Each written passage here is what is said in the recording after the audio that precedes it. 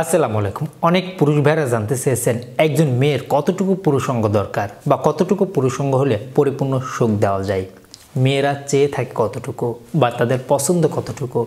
আজকে খুবই সংক্ষিপ্তভাবে একজন মেয়ের জন্য পারফেক্ট পুরুষাঙ্গ সাইজ কত এটা আপনারা জানতে পারবেন এবং কতটুকু হলে একজন মেয়ে ব্যথা পেতে পারে, কতটুকু হলে সুখ কম পেতে পারে, সম্পূর্ণ ভিডিওতে জেনে নিন। চলুন আমাদের মূল আলোচনায় ফিরে যাওয়া যাক। প্রথমেই বলতে চাই, আমার প্রত্যেকটি ভিডিও মেডিকেল থেকে তুলে ধরা হয়, অবশ্যই শিক্ষণীয় হিসেবে দেখবেন। আমরা অনেকেই রয়েছে এই জ্ঞানগুলো না থাকার কারণে আমরা অল্প বয়সে বিয়ের আগে বিভিন্ন রকমের চিন্তায় হতাশায় ভুগছি যে আমার প্রাইভেট অঙ্গ এতটুকু, আমার প্রাইভেট অঙ্গ এতটুকু, আমি কি আমার সঙ্গিনীকে পরিপূর্ণ সুখ দেবো কিনা, বা আমারটা তো একটু বড়, সে ব্যথা পাবে কিনা, এই নিয়ে আমরা বিভিন্ন রকমের চিন্তা করে থাকি।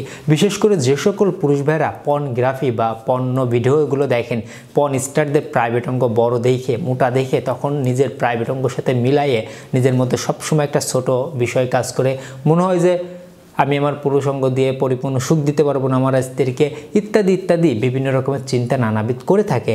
আমি আপনাদের একটি কথা বলতে চাই, আগে আপনাকে জানতে হবে যে একজন মেয়ের জন্য সাইজ কতটুকু পারফেক্ট এবং একজন মেয়ে কতটুকু পরিমাণে পুরুষাঙ্গ হলে সে তৃপ্তি লাভ করতে পারবে।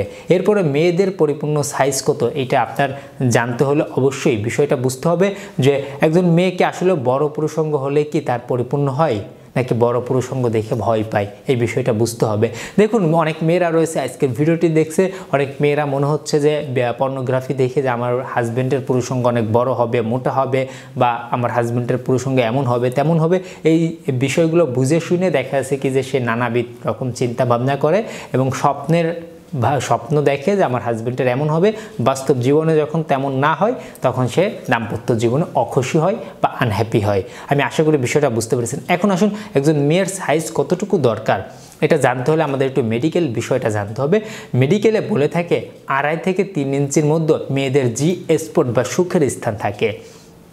মেয়েদের জি স্পট বা সুখের স্থান থাকে 2.5 থেকে 3 ইঞ্চির মধ্যে। এখানে অনেক মেয়েদের একটু স্বাস্থ্য ভালো হওয়ার কারণে, অনেক একটু লম্বা হওয়ার কারণে, অনেক একটু বেটে হওয়ার কারণে দেখা যাচ্ছে 2.5-3 ইঞ্চির মধ্যেও কম বেশি সকলেরই আশা করি থাকে। এখন আসুন, স্বাভাবিকভাবে একজন পুরুষের প্রাইভেট অঙ্গ 3 থেকে 5 ইঞ্চির মধ্যে হলে সব থেকে বেস্ট। সাধারণভাবে সর্বনিম্ন 3 ইঞ্চি হলে এনাফ, আর সর্বোচ্চ 5-6 ইঞ্চি হলে পরিপূর্ণ। এর বড় হলে আবার একটু ব্যথা অনুভব করতে পারে, বা এর ছোট হলে সুখ বা তৃপ্তি কম লাভ করতে পারে।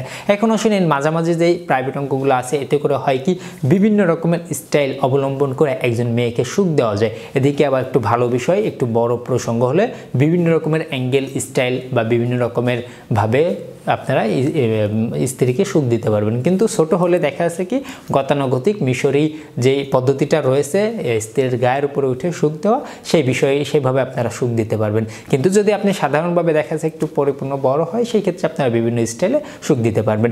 এখন আসুন, একজন মেয়ে যদি চিন্তা ভাবনা করে যে পর্নোগ্রাফি দেখে যে আমার প্রাইভেটও আমার পুরুষে আমার হাজব্যান্ডের পুরুষাঙ্গ এমন থাকবে, সেটা কিন্তু একদমই ভুল ধারণা। এই ভুল ধারণাটা মাথায় নিয়ে যদি কোনো পুরুষকে বিয়ে করে আর যদি দেখে যে না তার প্রায় হাজব্যান্ডের পুরুষাঙ্গ একটু কালো, একটু চিকুন, একটু ছোট, তাহলে কিন্তু আর দাম্পত্য জীবনে আপনার সুখ আনতে পারবেন না। এজন্য সব থেকে মূল বিষয় হচ্ছে স্ত্রীর কাছে গেলে আপনার সহবাসের পাশাপাশি অবশ্যই ফোর প্লে করবেন। একজন মেয়ের পাত থেকে মাথা পর্যন্ত সব জায়গায় মনে করবেন যে সুখের একটা স্থান, সব জায়গায় আদর করবেন, চুম্বন করবেন। বিশেষ করে আপনারা মেয়েদের ব্রেস্ট একটু বেশি আদর করবেন, পেটের নাভিতে একটু, ঘাড়ে একটু, ইত্যাদি জায়গায় একটু আদর করবেন। দেখবেন এতে করে ইনশাল্লাহ আপনার ওয়াইফ পরিপূর্ণ সুখ লাভ করতে পারবেন। তারপর আপনারা যতটুকু পারেন আপনারা সহবাস করেন, এতে করে আপনার স্ত্রী পরিপূর্ণ সুখ লাভ করতে পারবে। মেয়েদের বলতে চাই, হাজব্যান্ডের পুরুষাঙ্গ পর্নোগ্রাফি দেখে মিলানোর চেষ্টা করবেন না। বাস্তব জীবন আর পর্নোগ্রাফির ভিডিওগুলো এক না, এই বিষয়টা মাথায় রাখবেন। আশা করি বিষয়টা বুঝতে পেরেছেন। এই ছিল আজকের ভিডিও। আপনাদের কোনো প্রশ্ন থাকলে কমেন্ট বক্সে কমেন্ট করতে ভুলবেন না।